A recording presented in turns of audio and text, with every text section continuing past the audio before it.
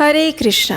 आप सबका स्वागत है हमारी आज की शिव महापुराण कथा के अंतर्गत। श्रावण मास बस समाप्त होने वाला है, कुछ ही दिन शेष रह गए हैं। तो चलिए भगवान शिव की प्रार्थना और उनकी आराधना को और अधिक तीव्र बनाते हुए हम श्रवण करते हैं आज की हमारी शिव महापुराण कथा का। आज हम कैलाश संहिता का श्रवण करेंगे। तो चलिए आरंभ करते हैं।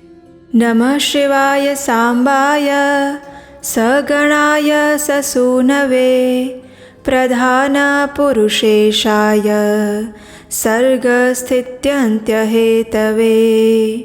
अर्थात जो प्रधान प्रकृति और पुरुष के नियंता और सृष्टि पालन तथा संहार के कारण हैं, उन पार्वती सहित शिव को उनके पार्षदों और पुत्रों के साथ प्रणाम करती हूँ।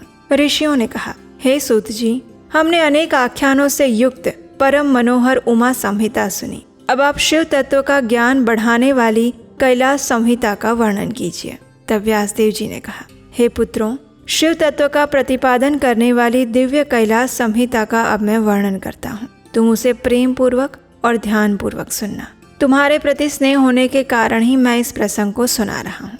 इतना कहकर व्यास जी ने काशी में मुनियों के और सूत जी के संवाद, व्यास तथा मुनि संवाद, शिव पार्वती संवाद, शिव जी के द्वारा पार्वती के प्रति संन्यास की पद्धति का वर्णन, संन्यास आचार, संन्यास मंडल, प्रणव का अर्थ, पद्धति इत्यादि प्रसंगों का वर्णन करके पुनः ऋषिगण और सूत जी के मिलन तथा संवाद की अवतारणा करते हुए सूत जी के प्रति ऋषियों के प्रश्न का इस प्रकार वर्णन करते हैं। ऋषियों ने कहा, हे महाभाग सूत जी, आप हमारे श्रेष्ठ गुरु हैं, अतः यदि आपका हम पर अनुग्रह हो तो हम आपसे एक प्रश्न पूछते हैं।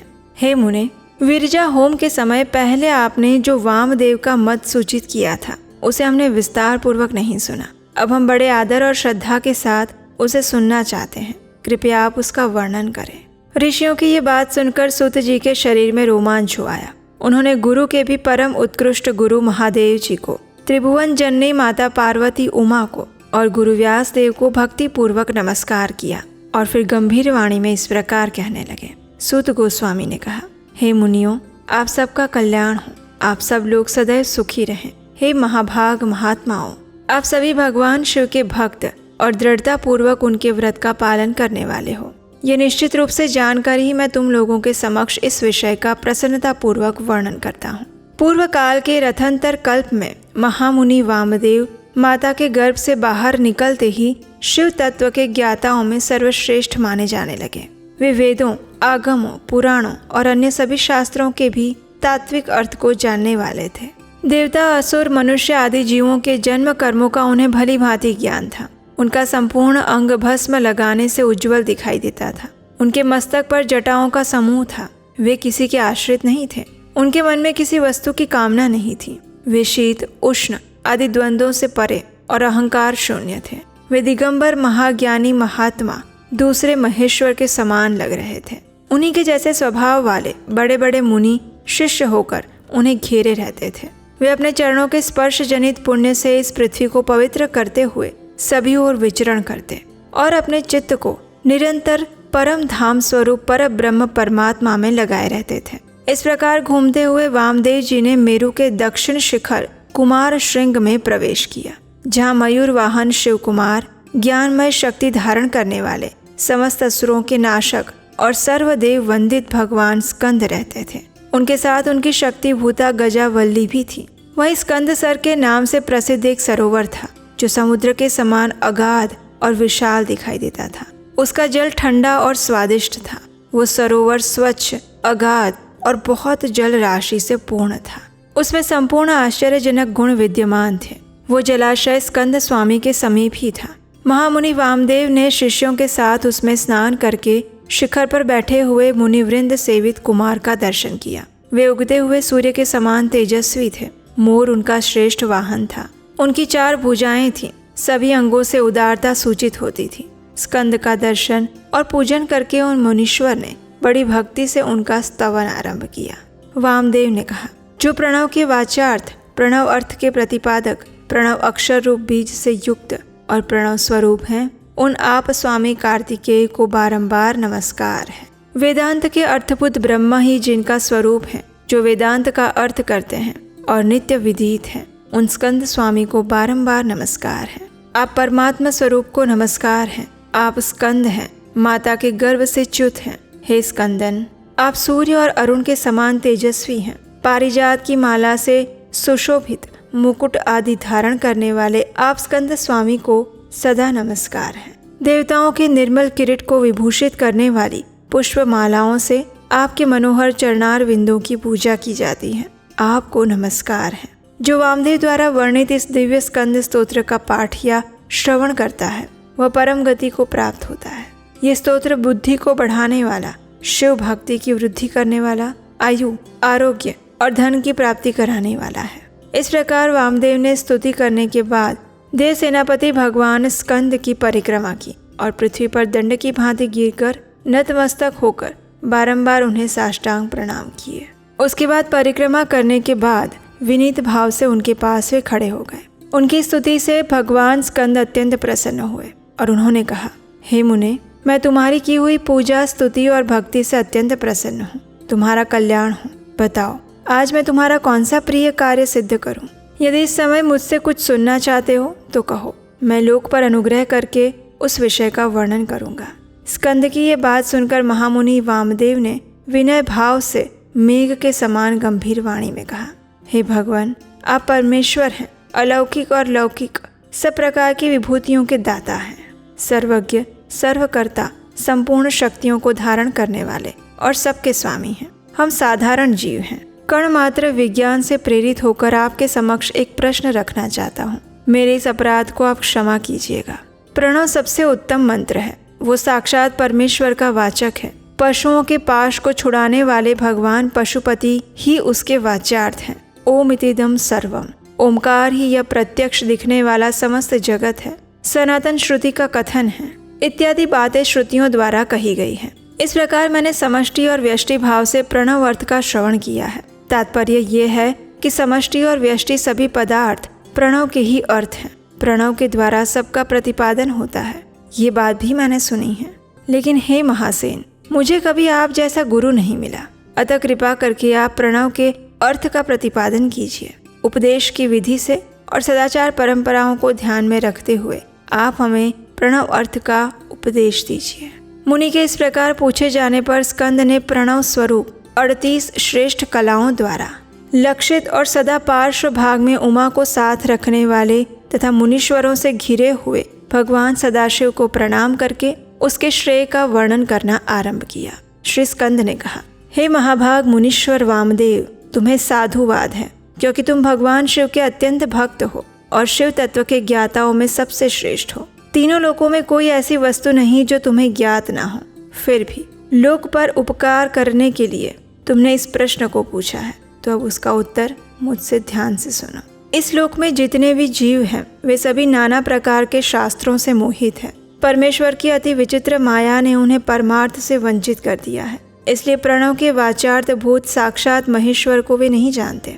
वे महेश्वर ही सगुण, निर्गुण और त्रिदेवों के जनक पर ब्रह्म परमात्मा है।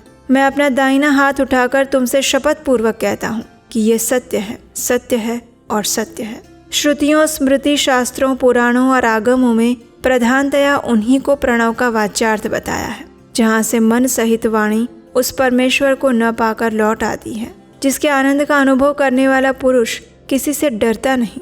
ब्रह्मा, विष्णु और इंद्र सहित संपूर्ण जगत, भूतों और इंद्रिय समुदाय के साथ सर्वप्रथम जिससे प्रकट होता है, जो परमात्मा स्वयं किसी से और कभी भी उत्पन्न नहीं होता, जिसके निकट विद्युत, सूर्य और चंद्रमा का प्रकाश काम नहीं देता और जिसके प्रकाश से ही ये संपूर्ण जगत सभी ओर से दीप्तिमान रहता है, वो परब्रह्म परमात्मा संपूर्ण ऐश्वर्य से संपन्न होने के कारण स्वयं ही सर्वेश्वर शिव नाम धारण करते हैं।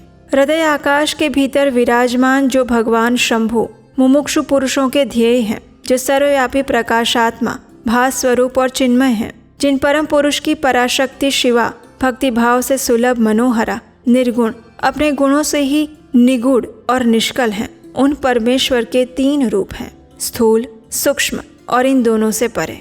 हे मुने, मुमुक्षु योगियों को नित्य क्रमशः उनके इन स्वरूपों का ध्यान करना चाहिए। सर्वज्ञता आदि 6 शक्तियाँ उनके शरीर के 6 अंग हैं। वे शब्द आदि शक्तियों से स्फुरित हृदय कमल के द्वारा सुशोभित हैं। वाम भाग में मनोन्मणि नामक अपनी शक्ति से वे विभूषित हैं। अब मैं मंत्र आदि 6 प्रकार के अर्थों को प्रकट करने के लिए जो अर्थ उपन्यास की पद्धति है उसके द्वारा प्रणव के समष्टि और व्यष्टि संबंधी भावार्थ का वर्णन करता हूँ। लेकिन पहले उपदेश का क्रम बताना उचित रहेगा, इसलिए उसी को सुनो।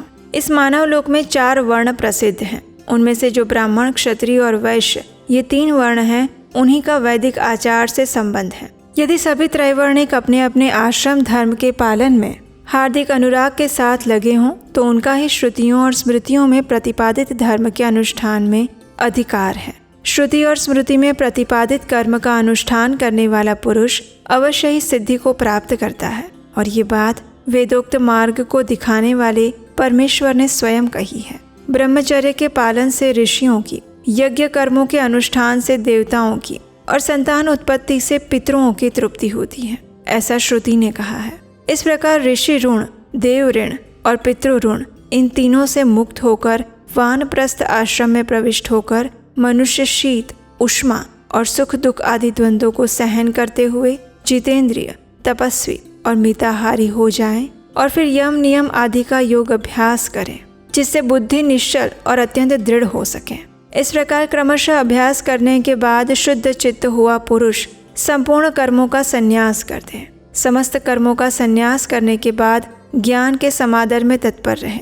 ज्ञान के समादर को ही ज्ञानमयी पूजा कहते हैं। वह पूजा जीव की साक्षात शिव के साथ एकता का बोध कराकर जीवन मुक्ति रूप फल प्रदान करती हैं। यतियों के लिए इस पूजा को सर्वोत्तम और निर्दोष समझना चाहिए। हे मुने, ये साक्षात भगवान शिव का कहा हुआ उत्तम रहस्य है जो वेदांत के सिद्धांत से निश्चित किया गया है। तुमने मुझसे जो कुछ भी सुना उसे विद्वान पुरुष तुम्हारा ही मत कहेंगे। इसलिए यदि इस मार्ग से चलकर शिवोहम अस्मि इस रूप में आत्मस्वरूप शिव की भावना करता हुआ शिव रूप हो जाता है। इस प्रकार मुनीश्वर वामदेव को उपदेश देकर दिव्य ज्ञान दाता कार्तिकेय पिता माता के सर्वदेव वंदित चरणार विंदों का चिंतन करते हुए परम आश्चर्यमय कैलाश शिखर को जाने के लिए निकल पड़े।